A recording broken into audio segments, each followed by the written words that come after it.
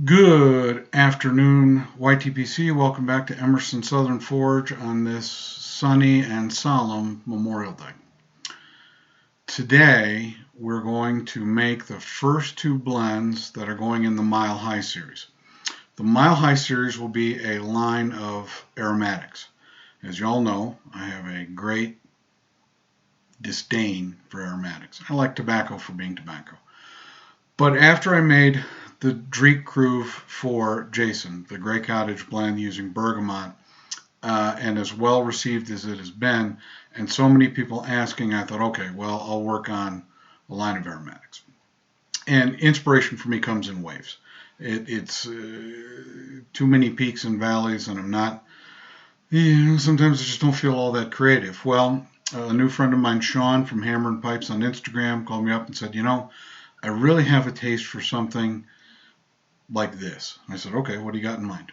And he said, well, I'd like to try something that's got a smoky campfire flavor that has the taste of juniper berries.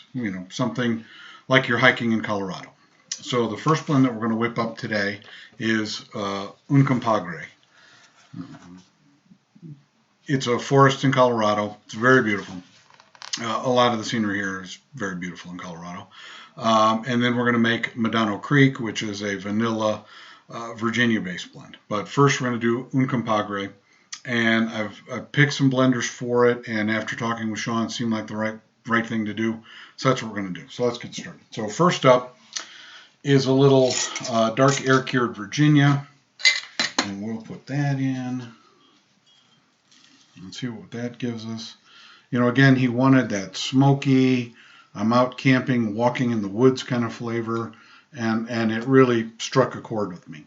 And after, chatting back and forth with Shawn, I thought, this is a pretty good idea. So let's give this a whirl. And then we're going to put in a little light fire cures, because they go great together, by the way. I absolutely love these two Virginias. They're just as mellow as they could be, and they have a great tin note, and it resonates with me. And then we're going to find out how good I am at putting toppings on blends. Always something new. Okay, then we're going to add a little Tennessee Kentucky Dark Fired. All three of these, 4 out of the 5 ingredients are whole leaf. This is again, the Tennessee Dark Fired. We kind of know that it's burley, but they hate it when you call it burley, so don't call it burley. It's Tennessee, and it's got a very smoky, campfire note that I think will resonate with Shawn. And we're actually going to do 5 or 6 blends today because, again, inspiration has come in waves. So I was talking with Jay. We're going to do Fort Sedgwick, which is going to be a caramel flavored, burley based, kind of like a burley based blend. And that'll be something interesting as well. And again, this is about stretching beyond what I'm normally comfortable with. Just because I don't like it, or not because, it's not, my speed, it doesn't mean that there aren't people out there that like it. And if you like aromatics, I try to end every video with smoke what you like, don't let anybody tell you different. Kind of hypocritical of me to do that and not make aromatics, don't you think? Kind of, a little bit, maybe. Okay, and then to give it the final dose of campy smoke fire flavor, a touch of Latakia. And this will be you could see the tobaccos as they're going in. This is going to be a darker, almost chocolate, brown, hints of black in it, and it's got a spectacular tin note. And I've played around a little bit and have been working on getting how to best do this. I started off, the first aromatic I ever made was for my friend Travis. And the only reason I made it is because his wife called and said, I want you to make something special for his birthday that you've never made before. Cool. Okay. She tracked me down. She doesn't know me from Adam. Found me on Instagram and sent me a note and said, would you do this for Travis for his birthday? Okay, I'll do this for Travis for his birthday. So we take the natural flavoring. I found some natural flavorings that I really like. And based on 4 ounces, we're going to suck up about 1.5 and just drip it in little spots here and there. And we'll set that aside for a second and mix it up and see what kind of flavor that gives us. And I'm hoping that Shawn really likes this. Shawn's a Colorado resident, just like I am now. And we have a very nice day going on today. So I will put a couple more drops of this flavor in. An interesting thing, pressing here in Colorado is hard. And the amount of literature that's available to press in Colorado is what I would consider to be limited. Nobody has pressing at altitude in Google. So just work through it. I had a conversation with, believe it or not, Travis and Thomas last night about using hydraulic press. Okay, so we'll put that away. We've given it that juniper berry kind of aroma to it. Now, if you go looking for juniper berry, just Google search what smells like juniper berries, and find out that gin smells like juniper berries. So you can find something to flavor your tobacco with. And again, I encourage everybody to blend at home. Fantastic tin note. So there's the first blend that we're doing for Shawn. Second blend now that we're going to get into is a Virginia with vanilla. And now we're getting into more of my speed. And it's going to have a little dark burley in it because when it's all Virginia, I think all Virginia blends tend to smoke a little hotter than I prefer. I like to have something in the blend to cool it off.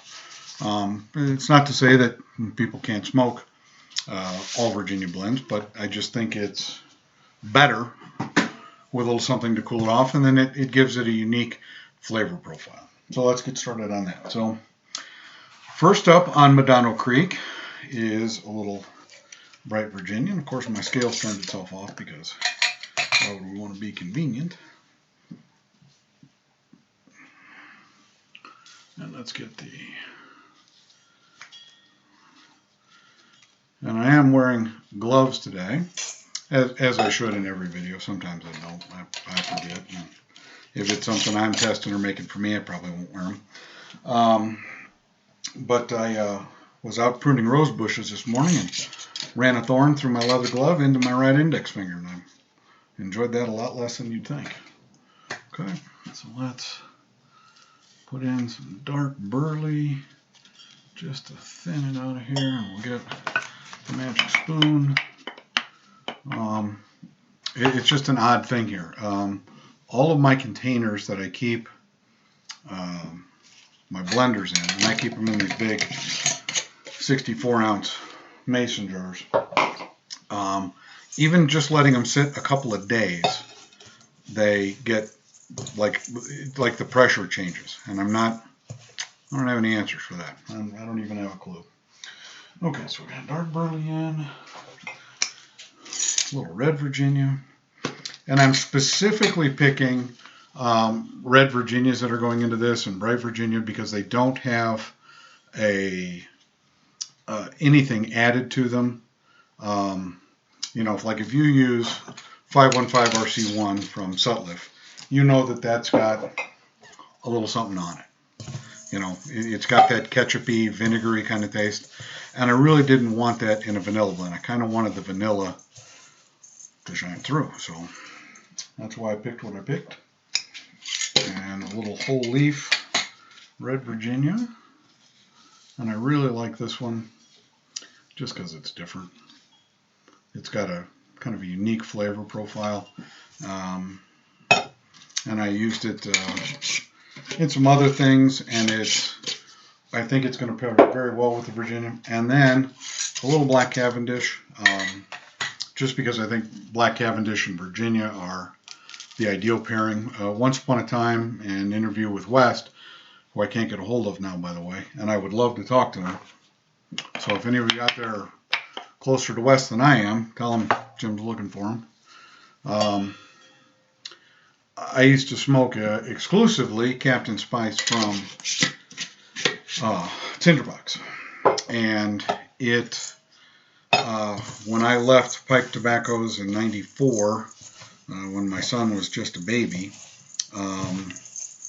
you know, I didn't save any, didn't sell her any. When I came back in 2019, I had bought some, and it had changed. It wasn't what I remember. I got tongue bite from it that I never got before. Can't explain it. Don't know. So anyway, all right. So here we are. Again, nice even keel tin note from Medano Creek. It looks great. So let's get the vanilla out. And again, we're going to use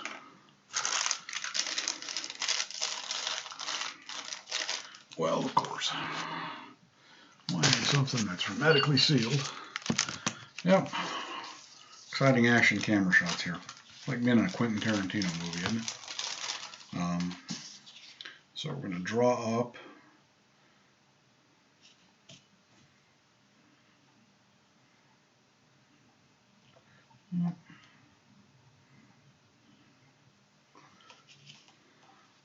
and again, we're using that 1.5 and just dropping it in, mixing it up,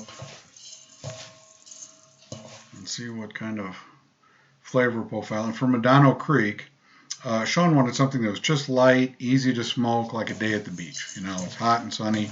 You don't want anything heavy. You just want something that is an easygoing tobacco. And I thought, okay, well, vanilla is probably the most prevalent of all of the aromatic flavors, so we'll make one of those.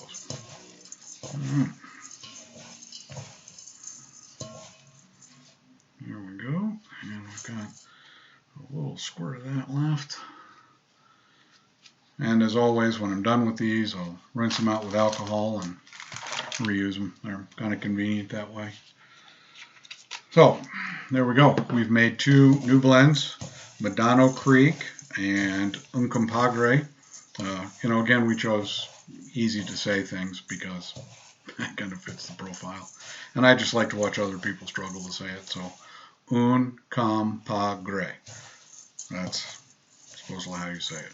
So anyway, as I say all the time, I will see you next time, and that'll probably be get set up and do 2 more blends here in a minute, but smoke what you like and don't let anybody tell you different. Thanks for watching.